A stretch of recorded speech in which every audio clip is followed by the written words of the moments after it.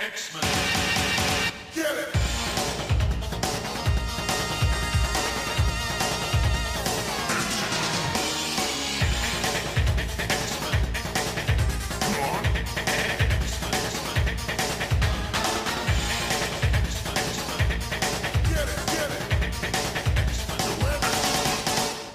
Hey everyone, and welcome to another exciting episode of Battle of the Atom.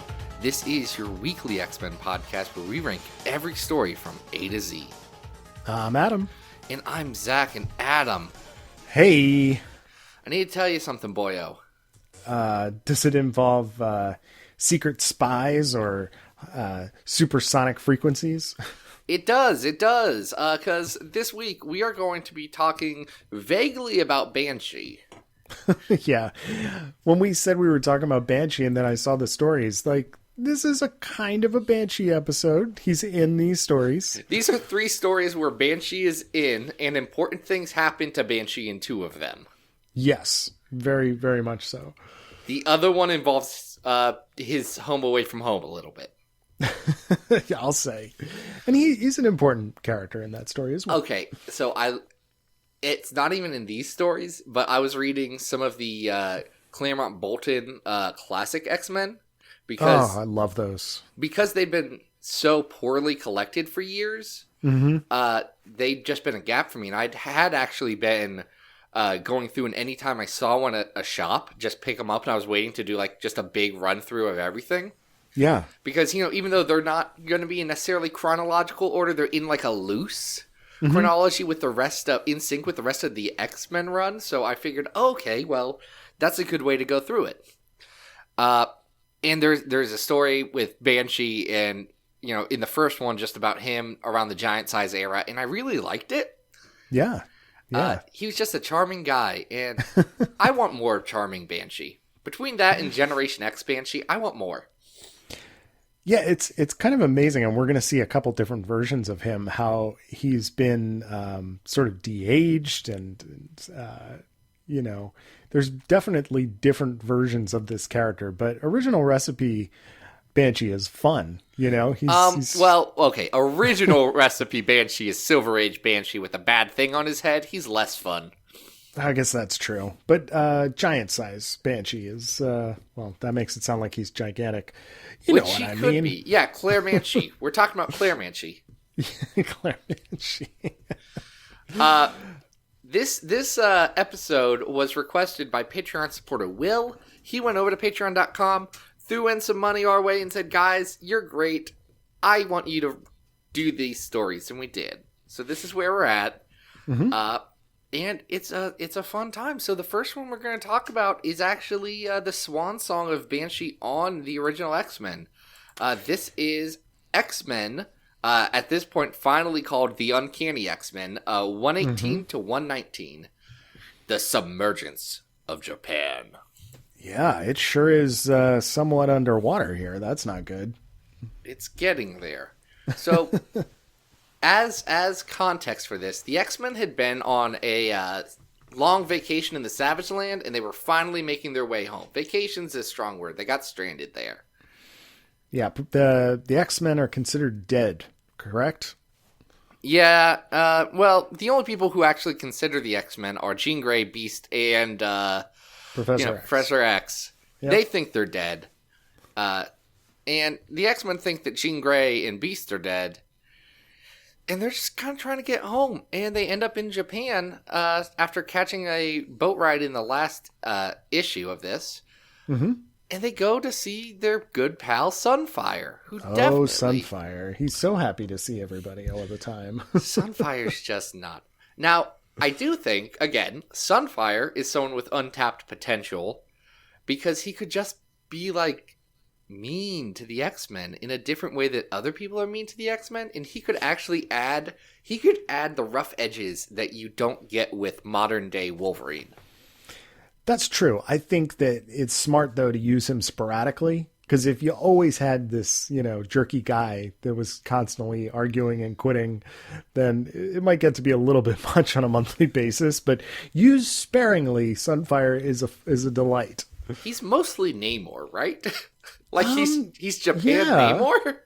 Sure. Yeah. Instead of water, he's fire. Fun fact, I did on my wall for a while have a comic book team up of Namor and Sunfire. Oh, okay. It wasn't a good issue, but I liked it. Well, we're in classic Claremont mode here. John Byrne is doing pencils on both of these. We do have a guest inker on 118 of Rick Viamonte. It's a definite visual shift from what we're used to. So it's not Terry Austin, that's for sure. Exactly. And this is also that era where Claremont is writing Luke Cage and Iron Fist. So we're getting cameos of those characters in this story that maybe to a contemporary reader might seem out of place, but if you were reading it contemporaneously, you'd probably be like, oh, that makes a lot of sense. Yeah, it makes a lot of sense why Jean Grey's roommate is there. Right. And there's Cyclops is similarly amazed that Misty Knight just kind of like shows up out of nowhere. We're also getting, is this the first appearance of Mariko? This is the first appearance of Mariko Yoshida. Yes. So Wolverine is revealed to know how to speak Japanese, much to the cast's surprise. Which is an interesting touch that I cannot believe had so many repercussions down the line. It's just adding a bit of mystery to him. Yeah, but it totally gives you a little bit of setup for the Wolverine mini and where we're going next. But the main thrust of this story involves some mandroids and Moses Magnum. Moses Magnum. Is he like an Iron Man villain or an Avengers guy? Like, what's he? I don't know. He feels like he kind of like crossed over from a blaxploitation film. Like he's an interesting character. His first appearance is fighting Punisher and Spider-Man in Giant Size Spider-Man #4. Okay. Not what I was expecting. And then he was a Power Man and Iron Fist annual bad guy.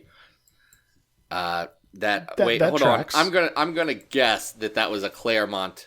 Oh no, that was Jerry Conway did the Giant Size. And come on, Marvel Wikia, tell me what it is. Tell me what it is. It was Chris Claremont on Luke Cage, Power Man. Yeah, this guy definitely strikes me as like Daughters of the Dragon or like, some kind of villain from that universe. Yeah. But his power seems to be the master of the Magnum Force, whatever that is. And he's going to sink Japan. Yeah, he's holding Japan hostage for reasons that aren't well explained in this story. The X-Men have to fight him while teaming up with Sunfire. There's some interesting stuff with Mariko Yoshida and Logan, and it eventually comes to the point where the only way to defeat Moses Magnum is for Banshee to scream louder and harder than he's ever screamed before and cut a mountain in half. Yeah, pretty much. He is countering the Magnum energy with his sonic scream.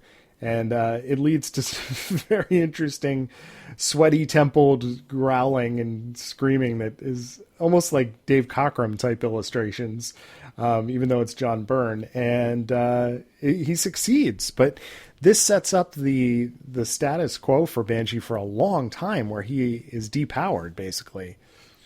Yeah, Banshee, unfortunately, did not gel with the original cast as much as everyone else did. Mm-hmm. And they needed to make a little bit more room coming into the Proteus Saga soon and Dark Phoenix. So they take Banshee off the table, which is unfortunate again because I like the character, but reading all this through, it felt like Claremont knew where he wanted to go with everyone else except for Banshee. So it's not surprising. No, it's not at all. I mean, you can tell that he, and probably Byrne to a certain extent, know who they want their core team to be and where they want this to go, at least, in a general sense. Mm-hmm. And Banshee is not really fitting into the formula of the team. Right. And I mean, it had been a good 4 years at this point. It's fun to shake things up. Absolutely. And we do get this super sweet ending where nobody picks Banshee up at the hospital. and they surprise him at home with a welcome back and Merry Christmas party, which, is equal parts kind of jerky, but also kind of sweet at the same time. Mm-hmm. It's odd. We also get set up for Proteus here. Yeah. Yes. The disgruntled Angus McWhiter, who rented a boat to the X-Men, which was destroyed. He's mad, and then Proteus gets him. Yeah, and that's the very next story. So we're getting that classic Claremont, slow drip of information and feeding into new stories. And you'll notice we're not really talking about like the conflict in this story, because Moses Magnum really isn't that interesting. Mandroids and Colossus kicking them is not that interesting. Like this is not the classic villain setup that I think most people remember from this era, even though it has consequences for one of its main characters. Yeah, this one's just not the best, which is unfortunate, but you know what? They can't all be winners, folks. No, and we think of Claremont writing these long game stories, but the X-Men still was fairly episodic at times, and this is one of those adventures. So it's just a short 2 issues. They save Japan from sinking. Colossus does a really cool thing where he can't stop himself from flying off an island, so he like grabs the ground and stops himself just in time. Little stuff like that is fun, but this is not a all-time classic, I don't think. It's not. Now, we do have some all-time classics on our list of 300 X-Men stories that we've ranked from best to worst. Mm-hmm. Number 1 is Dark Phoenix Saga. Number 100 is House of M. Number 200 is... where is it? Is that time that Wolverine and Nightcrawler went to a bar, and there was a penal-looking thing on the cover. It was a racy cover. It was racy. I was all get out. And number 300 is the Draco. I think this falls between 200 and 100. Yeah. I mean, we're still talking about some really fun Claremont stuff here, but it's not.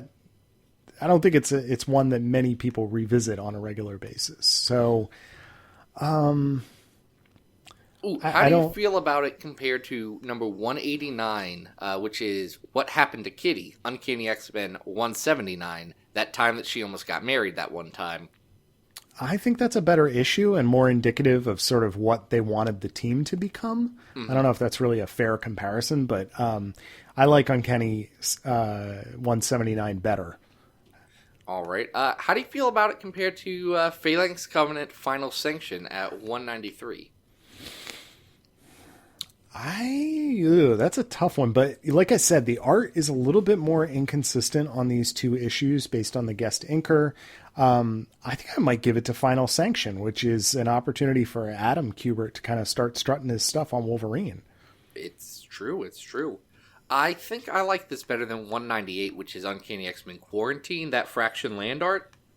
I would agree. I think it's better than 195, which is Generation X 8 and 9, What Happened to Cassidy Keep. Okay. Very fitting for Banshee, but I don't think it beats number 194, which is the time North Star got married and some other things happened. I would agree. So that would make this our new 195? This would make it our new 195, Uncanny X-Men 118, 119, The Submergence of Japan. Boom, boom, boom. Speaking of islands that are partially submerged by the end of the story, where are we going next, Zach? Muir Island. We're going to the Muir Island saga. Oh, wow. This kind of snuck up on us. This is that crossover that, like, I knew we were going to talk about at some point, but here it is. Yeah, this is Uncanny X-Men 278 to 280 and X-Factor 69 and 70. Written by Chris Claremont, Fabian Nicieza, with an epilogue by Peter David, with pencils by Paul Smith, Andy Kubert, Wes Portacio, Kirk Jarvinen, and Stephen Butler. Wow, this is... can I ask a question about this before we start talking about the actual book? Yes. Historically, Chris Claremont has always said in interviews that midway through, or like a couple of pages into scripting 279, is where that's where he stopped writing X-Men. Yeah, that's when right? he quit. Yep. Now, is Muir Island coming out concurrently with the X-Men relaunch? Like, how did that work? Did he he write it first and then? I'm gonna guess that because it was the big launch, and I don't have dates in front of me, but what was because X-Men 1 would have come out in like October of 91. Hold on. Yeah, I feel like I need to do some comparisons here just to get a sense of what we're talking about in the timeline. Okay, so X-Men Volume 2, Number 1 came out October of 1991. So it came out right at the end of this because they launched X-Men with Lee and with Claremont. They launched the Portasio, Uncanny book. Mm-hmm. And then they launched X Factor at the same time. And then I think they tried to they did the Alan Davis stuff with Excalibur right at the same time, and X-Force would have been just a couple of months before. Right. Okay. So maybe he had 1, 2, and 3 in the can as he's wrapping up? I'm gonna guess. Gonna guess. All right. This is a mess. Oh, it's bad.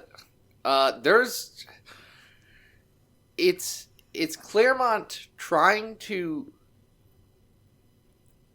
tie up a lot of loose ends that he had been building during the non-team era of X-Men when everyone's gone through the Siege Perilous after the Outback stuff. But then he quits halfway through, it mostly because they decide they don't want to go his giant route, which had been ongoing tensions for a while. Yeah. And it doesn't wrap up nice. So the Shadow King, you know him. He's played by Aubrey Plaza. In season 1. Yeah. Of the Legion TV series. I forget his actor for season 2, but that guy. I love that guy. Good. Love that guy. They got to get that version of Shadow King back into the comics. That would be brilliant. Yeah, a Shadow King who's actually good and or interesting. Yeah. Here he's basically just he's basically like Jack from Twitter here. Like he's pulling a Thanos as this opens, like sitting somewhere in the cosmos, sipping a mimosa and like just really reveling in the racial animosity that happens on the planet Earth and just delighting in it. It's a nice. The first couple pages of this are a really nice, neat encapsulation of like really what the X-Men fight against, which I do appreciate. Like it has a bit of a strong start. Paul Smith, unfortunately, is not being inked by somebody that great. So the art here suffers because of that. Like I feel like the penciling is pretty strong, but it lacks the classic Paul Smith look that we come to remember from the Ashes era. Absolutely. And very quickly this whole thing it falls apart. Yeah, the Shadow King is using Moira McTaggart to run an arena for mutants, which is a thing Claremont loves. This was not the first time he's used this idea. It was not the last time he used this idea.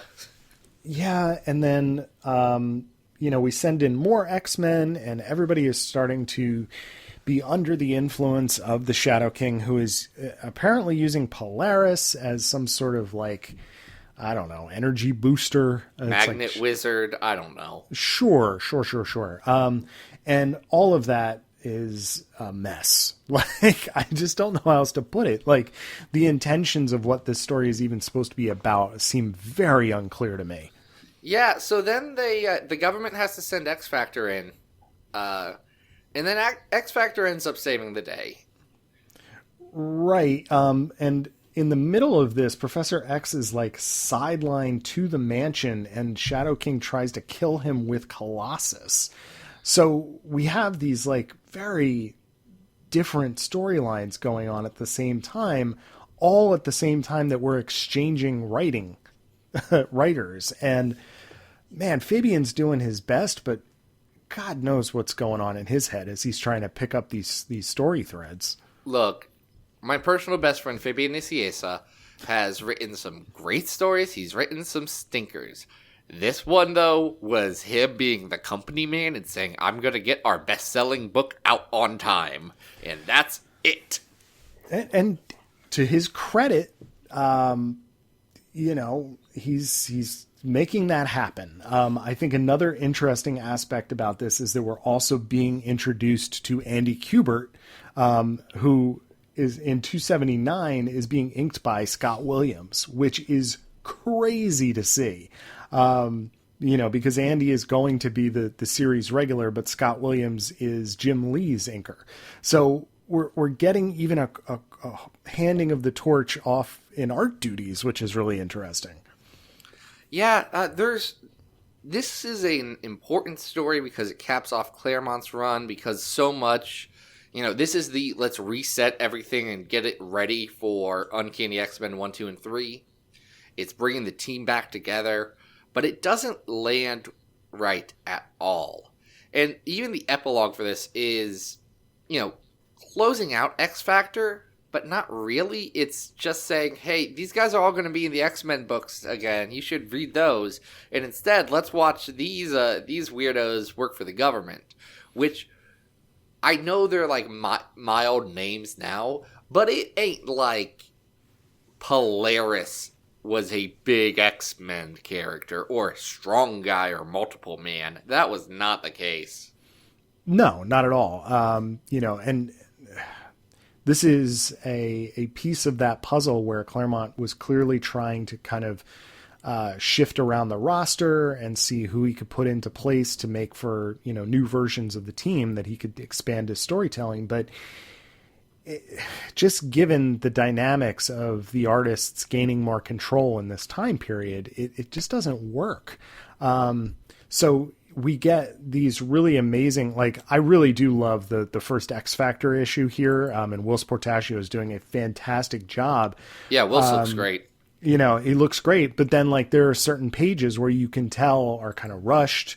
Later in the issue, we have an army of inkers that are desperately trying to get these things out to print. There's a patience that was probably needed for a story like this, because this story involves multiple character possessions. It involves astral plane fighting. It involves Legion blowing up the island and then maybe not blowing up the island. It just doesn't work. Yeah, it's a mess. I feel bad for Claremont, that to be the end of his era, and he goes out on a better note with Mutant Genesis. Oh, agreed, definitely.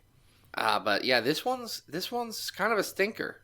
How do you feel about it compared to the last story we talked about? Wow. I don't think it's as good. That's fair. Yeah, I think that Muir Island serves as a really interesting historical note on what was going on behind the scenes editorially with creative teams, but as something to read and to understand. There are literally panels where Fabian is testing out Gambit's Cajunness, quote unquote, and he doesn't sound like he's making any sense. You don't even understand what the characters are saying at certain points. So I'm looking down the list, and we have Extinction Agenda at 216, which has some really high art highs, but we agreed is kind of a story mess. And I think even that is better than this. I would agree with that. Is it better than Uncanny X-Men 215 to 216 Old Soldiers, which is at 228 on our list? Well, that's the Murder Grandpas. Those are the Murder Grandpas, yes. And I would say, even though I don't enjoy that story very much, I would still say it's more coherent than what we're getting here with Muir Island Saga. Okay, well then let's scroll all the way down. Number 250 is Judgment War from X Factor. A story that does make more sense than this. And features some Paul Smith art that similarly lacks the inking to really polish it off into that classic look. I don't know. I'm gonna tell you what my Okay, go ahead. Well, I was thinking, I'm looking closer to 244, which is the end of New Mutants. You know, a similar era ending, and you know, the artists taking control and the book suffering because of those changes in the publishing. So I don't know. What were you going to say? Here's what I'd say. Let's put it above number 249, which is Excalibur 96 to 100, the London Hellfire Club. Mm-hmm. Below 247, Uncanny X-Men First Class number 8, The Curse of the Kreisch. The Leprechaun Murder Mystery? The Leprechaun Murder Mystery, yes. And then I don't know how I feel about The Curse of the Mutants. I hate it. Yeah. That's how I feel, actually. Let's give Muir Island the slight edge there. You know, it is of historical importance to X-canon, shall we say, and the history of the book. So I think we can give it the slight edge. And that time Jubilee became a vampire is not important? Come on. Oh, it is. But this also has, like, Will Sportaccio drawing Archangel busting out of an overcoat on the steps of the White House. Like, it's pretty cool. So I'll give it the slight edge. Well, that edge is going to have to do it well, because we're moving into our last story. All right, so we're 248 is Muir Island Saga. Did we decide that? Yeah, that is. All right. So this one's a real Banshee story. We didn't even mention Banshee. Banshee was in that story. He was chilling. He helped out X Factor. He was there. But it's so nonsense that all the characters in that story are pretty much interchangeable. Oh yeah, like Amanda Sefton appears for a panel and then never comes back. Wild. Very strange stuff. Anyway, next story we're talking about is Uncanny X-Men 401 to 406 X-Corps. Man, if you had told me that this was the same writer as Poptopia, I may not have believed you. Really? I mean, it's definitely like a comic that I would want to read. Okay. There are definitely some things that are happening here that are maybe a little confusing to me. Like, there's a woman running around in her underpants that's sweating on people. You're talking about Stacey X. Have we talked about Stacey X? We've not. Stacey X is from this run, which is Joe Casey's run on Uncanny X-Men. And by the way, the artists on these issues, because there's 6 issues and 3 artists, Ron Garney, Aaron Lopresti, and Sean Phillips, each do 2 of these issues. Stacey X is here. She is a mutant sex worker who is handled with all of the nuance that the world handled sex workers in the, Halcyon days of 2002, which is to say worse than we handle them today by a lot. Oh boy. Yeah. I mean, how many appearances had she made before this? Maybe 2? Does she appear like before X-Men Uncanny 400? She does. She appears the issue after Poptopia. Oh, okay. All right. So she's been here for a couple issues at this point. But just a couple issues. Anyway, she's not the central focus of this. Banshee has created basically his own sort of paramilitary force here. Yeah, here's the thing that's lost with context. Banshee's very upset for Moira's death in Uncanny a bit before this. And from that, he actually ends Generation X in a real depressed, drunken state. And he pretty much continues that downward spiral here by setting up a paramilitary corps to help the X-Men, or help mutants around the world. And here's the thing about the X-Corps, because he recruits some people for it, including like Jubilee, Monet, and Husk. Right. We've got a little bit of a Gen X reunion here. He recruits Sunfire's sister, Sunpyre. And who else? Oh, Multiple Man. So, like, a lot of his friends. Mm-hmm.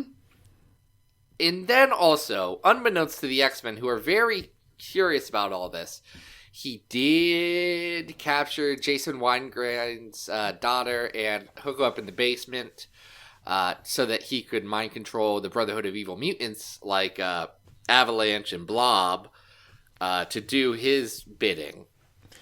Right. And if they don't do what he wants them to do in terms of these paramilitary strikes, then they get awful headaches and they feel like they're going to die. So they play along.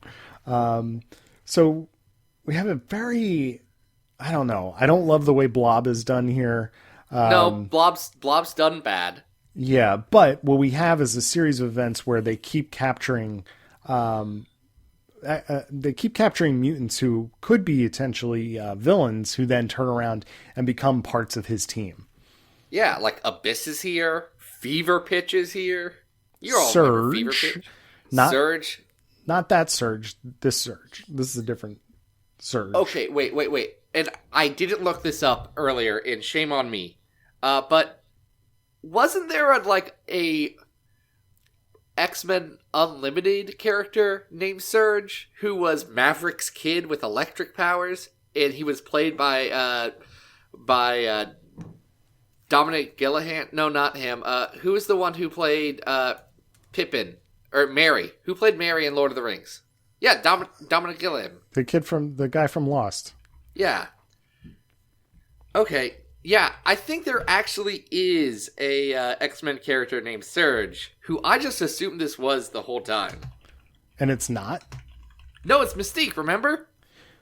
Well, it's I understand that, but like, isn't it modeled off of an actual character? And I think it is, but also everyone's like, we've never seen this guy before. Okay. And I don't know, it's just so weird because we have this character named Surge who wears big gloves and has electric powers, and like the Surge that we know and love. Excuse me. His name was Bolt, not Surge. Oh, okay. I assumed, and you know what happens when you do that, Adam. So is that who Dominic Monaghan was playing in the Wolverine movie? Yes, he was playing Bolt, who is Maverick's son, Maverick, also known as Agent Zero, who is also in the movie playing his teammate. And they are of different ethnicities in the movie because they just kind of picked names of mutants without any regard for what their backstory was. Huh. Who played Maverick? Was it Will.i.am? No. Will.i.am played John Wraith. Oh Great question, though. Yeah, everyone forgets Will.i.am from the Black Eyed Peas was in that feature film. I mean, that's the casting go-to. I don't know why he hasn't appeared in other X-Men films. So yeah, as you've also, kind of spoiled where this is going to go. So you're getting a Surge that is not the new X-Men Surge, but that Surge also happens to be Mystique. So this whole thing is sort of a gaslighting of Banshee into creating this group so that they can take over the paramilitary group and use it for evil. Did I get that right? Yeah, I think so. Joe Casey doesn't do this plan very well. Because here's the thing that was bothering me the whole time. The X-Men are very, very cautious about what Banshee and his X-Corps are doing. And by the way, his X-Corps are just wearing the movie uniforms of X-Men. That's all they're wearing. That is correct. Which feels like a bit of meta commentary here. But the stated mission that Banshee has and that the Generation X students and like Madrox and everyone who's good here has is literally just like what they say on Krakoa. It's like, humans can just not screw with us. And we'll just protect mutants. And it's gonna be okay. Yes, we've also brought in some villains. But they're cool. We're chilling. They're mutants too. And mutants should be tried by mutant laws. I think it's less to do with the mission statement and more to do with the context. From the outset, the way in which this is framed really does suggest that Banshee has become a supervillain. It is not necessarily that he is doing something super heroic by any means. And I see what you're saying, but the context here is very different. And I think that to the credit of Angel and Nightcrawler, when they walk in, they're like, this seems a little fishy. Like, how indeed are you convincing the Blob, for instance, to go and do what you're asking the Blob to do? Especially within this time frame. Be nice to him and let him have access to a library. Apparently, that's all it takes, and I am still waiting for Good Fred to come back. I'm sure that in I'm hopeful. Maybe we do know where there's an X-Core book at some point in the future, so maybe we get Good Fred back. Look, I'm pretty sure Leah Williams called Good Fred for her book, and it's going to say like, "I want to keep doing Good Fred. Can I do Good Fred?" The world needs Good Fred. This is not Good Fred. This is fat phobic Fred again. Like, he's drawn in really just disgusting.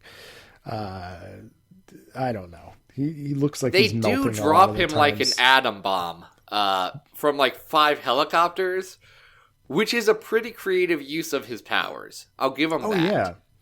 Yeah, we also have an army of multiple men here who are being slowly hijacked one by one. And, you know, we get a Cord Jamie saying, I don't feel so good. So there are some cool concepts here. So I enjoyed reading this story. It's not the worst. By the way, Daniel Henney played Agent Zero / Maverick in X-Men Origins Wolverine. A guy whose best known role that I know him from is the voice of Tadashi from Big Hero 6, the brother that gets blown up. Oh, okay. So I guess he has 2 X-related credits. That is a Chris Claremont book, right?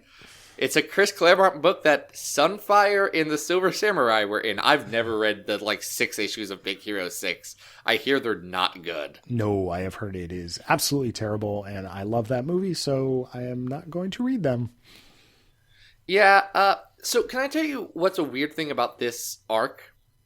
Yeah, and then I think we need to highlight something else that you found as you were reading through this story. But what's the weird thing first? I don't know what I found in this story. I'm going to tell you because it is great. Okay, I definitely forgot, so we can see how much of an impression it left on me. But in this story, the X-Men are like guest characters in their own book, right? Well, yeah, the X-Corps is the main characters of this story, and they're being the X-Men are guests. We do get this very odd scene where Angel just gets to speak at the G8. That's not what happens at the G8, but okay. Oh yeah, it's not. Also, Warren Worthington's not a great public speaker. I like the concept of Warren Worthington using his wealth and privilege to be a spokesperson for the mutant race and, push that agenda because he's able to work within those systems already. Mm-hmm. But also, I'm not convinced that Joe Casey knows the G8 is not mini UN. Right. You don't just get to walk in and make your PowerPoint presentation. So that leads me to your discovery, which I anticipated eagerly because you read this ahead of me. But they finally give Angel a bazooka. Oh, yeah, they do give Angel a bazooka like he has on the cover of X-Men #1. He uses it a lot. It's weird. It seems like they decided that Angel's going to have a bazooka and then wrote the final action sequence around that. Yeah, I think we should also mention that the climax of this story, the end battle scene, happens throughout France, and several landmarks are destroyed, including the Arc de Triomphe, the Eiffel Tower, and the Iceman has to save the Louvre from being burned to the ground. Yeah, the Brotherhood make some choices here that aren't great. The other interesting thing about this arc that I think we should just briefly touch on is 401 is part of Marvel's Nuff Said initiative, where they did silent issues for everything. Yeah. But it's very not memorable and just... It's confusing. It feels like instead of telling a story just visually, they wrote a regular script and then just didn't letter it.